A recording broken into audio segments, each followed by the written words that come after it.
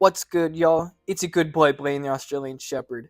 It's been far too long since I've covered a full-length video on a unique furry species, but we're back at it once more.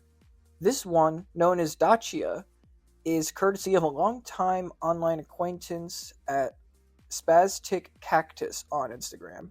In this video, I'll give them a basic introduction, describe their appearance, go through the different variants, and rules for creating your own. Hajime Masho. Dachians are based in a mirror universe to ours.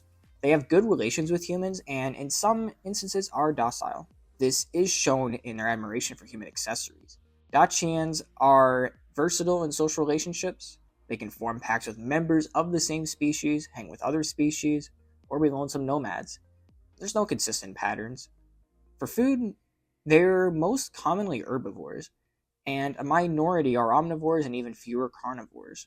One other interesting yet sad fact is if their tail is cut off, they die in a week, so they ought to guard it with their lives. Now then, next is the appearance. They're most shaped like a deer and have the face and nose of a rabbit. They can be either anthropomorphic or feral. Some have antlers and others don't, but we'll get into why that is later. Dachians are usually blind or nearsighted, so they keep their eyes closed. That's about really all I have for common patterns among every form of Dacia, since they're so widespread, so let's talk about the different types. The first type are arids. They live in deserts and savannas. They always have hooved feet, a circular end to their tail, and are the best jumpers and runners. They can have either fur, scales, or a mix of both. The second kind are groves, who live in mountains and forests. Their only consistency is having square tail ends. They can have one or two sets of wings and hooves or paws on their limbs. The third type of Dacia are pelagics, living in the tundra and seaside.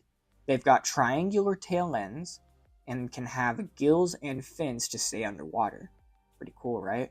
They can have either hooves or webbed feet, but not paws. Also, they can occasionally have webbed ears.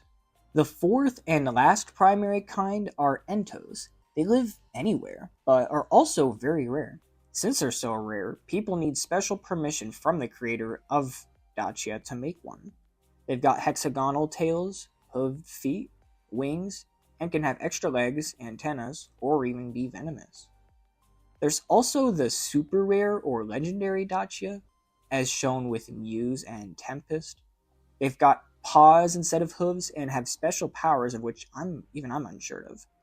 Their tails are shaped kind of like umbrellas. They also require permission from the creator. Now that we've gone through the different kinds of Dacia, we can wrap it up by discussing rules for making your own. The only things not allowed are nubtails or a hybrid of variants, like say a combination of an arid and ento. Things that need special permission are halos, three eyes, metal tails, and venom.